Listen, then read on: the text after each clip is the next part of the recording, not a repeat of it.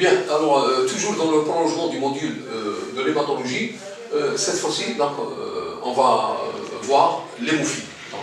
L'hémophilie, donc sur le plan de cours, on va définir l'hémophilie, on va bien évidemment aussi en remettre les causes de cette hémophilie, la clinique et diagnostic et le traitement de l'hémophilie. Bien, alors, on va passer à la définition, je dirais moi tout simplement, définition et généralité. D'accord? Pour l'hémophilie. Alors, l'hémophilie est un trouble hémorragique, donc, ou khalal, donc, khalal, c'est un nazif grave, donc un trouble hémorragique grave, héréditaire, donc, c'est-à-dire, on va passer à la génétique, donc il est génétique, qui se traduit par l'incapacité, d'accord? Par l'incapacité du sang à coaguler correctement, entraînant dans les cas graves un saignement, je dirais, incontrôlé. Les causes, c'est, bien sûr, c'est un déficit, manque ou absence d'un des facteurs de la coagulation.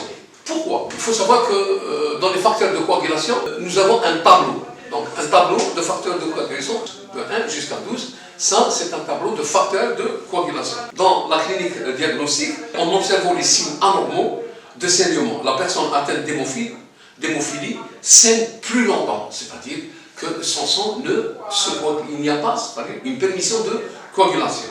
En observant les signes anormaux de saignement, la personne atteinte d'hémophilie saigne plus longtemps. Le taux de facteur de coagulation du sang, c'est-à-dire le déficit, la possibilité d'un facteur de coagulation soit partiellement ou complètement manquant dans le sang. Alors, il faut bien sûr énumérer ce facteur manquant, cette absence de facteur manquant. Nous avons le facteur 8, on parle d'hémophilie A. Nous avons le facteur 9, on parle d'hémophilie B. Et nous avons le facteur 11, on parle d'hémophilie C, comme il y a des facteurs de Stewart, etc., etc.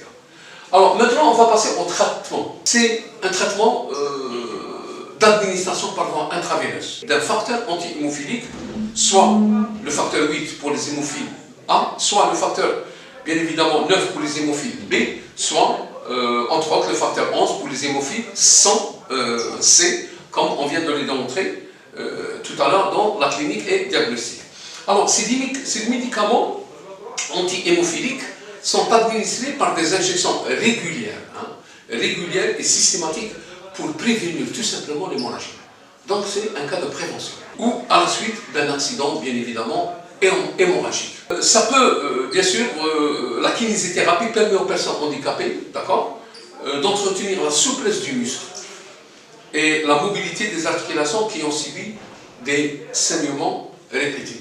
Je vous remercie de votre attention. Merci.